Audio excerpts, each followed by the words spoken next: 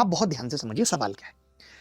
12,000 की राशि पर 15% वर्ष की दर से 3 वर्षों के लिए साधारण ब्याज पूछ रहा था।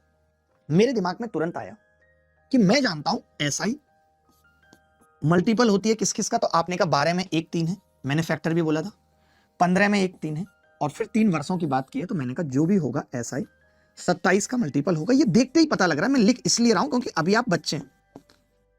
मैं तो कहता हूं मुझे गुणा भाग भी क्यों करनी है, मुझे इतना पता चल गया, पी के अंदर 3, रेट के अंदर 3, समय भी 3, ये 3 वो 3, हम दो कब होंगे 3 नहीं पता।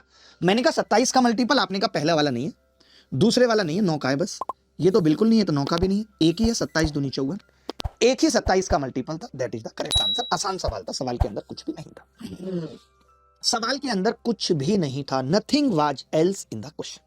आपको हमेशा जो मल्टीपल पकड़ने हैं वो कोशिश करनी है कि आप प्राइम नंबर पकड़ें। ये जो मैं हमेशा मल्टीपल वाली बात कह रहा हूं, आपको कोशिश करनी है कि आपको क्या पकड़ना है मल्टीपल में, प्राइम नंबर पकड़ने, प्राइम नंबर पकड़ने। क्या आप पकड़ पाएंगे दोस्त, पकड़ पाएंगे? मैं एक और सवाल पूछता हूं, सीजीएल प्री 2023 के अंदर यह सवाल पूछा गया, सीजीएल प्री के अंदर यह सवाल पूछा गया कि भाई कहां गया सवाल, ये रहा कि 12% प्रतिवर्ष की दर से 13 महीने में, तो मैंने पकड़ लिया यार कि 13 एक प्राइम नंबर है जो हमेशा ऊपर रहेगा, उत्तर जो भी होगा साधारण ब्याज में वो मल्टीपल ऑफ 13 होगा। हम जैसे ही देखते हैं ना, हमें मालूम है कि 13 कभी नहीं कट सकता। आप बताओ नीचे किसी भी स्थिति में 13 कट सकता है? 13 प्राइम नंबर है, नीचे कभी कट सकता है 13? भाई कुछ लोग होते हैं जिनका कभी नहीं कटता, ये ध्यान रखना आप जीवन में। मैक्सिमम होते हैं जिनका कटता है, बट कुछ होते हैं जिनका कभी नहीं कटता।